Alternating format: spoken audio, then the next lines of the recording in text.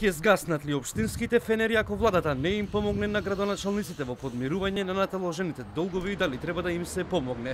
Според универзитетскиот професор Борче Давидковски, општини кои што не водат грижа и се однесуваат расипнички, нема што да бараат од централната власт. Општини како Арачиново, која не плаќа данок, и Струга, која купува автомобил од над 60.000 евра, се пример дека децентрализацијата во Македонија не заживеа. Давидковски додава дека сега општините бараат пак пари од претходната влада со давањето на 50 милиони евра неповратна помош на општините. Направи кардинална грешка затоа што оние криминални действија на некои градоначалници што порано беа ги покри со буџетски пари. Гледајќи дека веќе еднаш се дадоа средства и тие продолжуваат на исти начин. Мислам дека веќе ова локална самоуправа кај нас, бидејќи или децентрализацијата вистински не заживеа согласно рамковниот договор, треба по мене да се преиспитаат тие 80 и кусури општини, 81, што постојат, и едноставно да се види оние кои што имаат економски капацитет, односно кои што можат врз основа на даноците и приходите кои што треба да си ги подмират, например Арачиново воопшто данок за имот не наплатило ни банка. Така што нема што да бара она од централната власт. Не само од Арачиново, и многу други општини. Од друга страна, председателката на ЗЕЛС, Данела Арсовска, денеска рече дека неделава можно е средба во влада за барање чараш за помош на општините.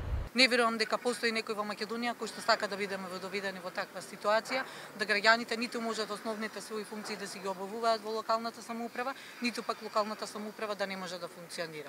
Крајно време, според професорот Давидковски, е да се направи нова територијална поделба врз основа на која тие општини кои што имаат економска кондиција, односно кои што знаат да се ги соберат своите даноци, да земат, да ги алиментираат своите расходи и приходи.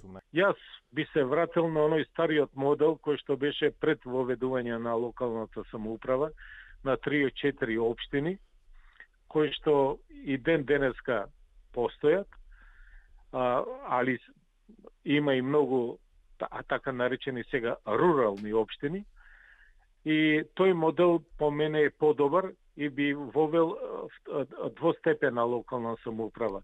Значи, тие 3-4 општини и би можело неколку околи 3 или 4 да се воведат во Македонија, односно второстепена локална самоуправа, и оние кои што знаат да менаџираат, кои што знаат да си ги соберат своите приходи, да екзистираат вака, цел живот тие ќе бидат на терет на буџетот. Дел од економските експерти пак децидни дека треба да се воспостави фискална и финансиска дисциплина кон општините. Во 2018 година владата одлучи со финансиска инекција од 50 милиони евра да им помогне на општините да сервисираат 50% од својот долг.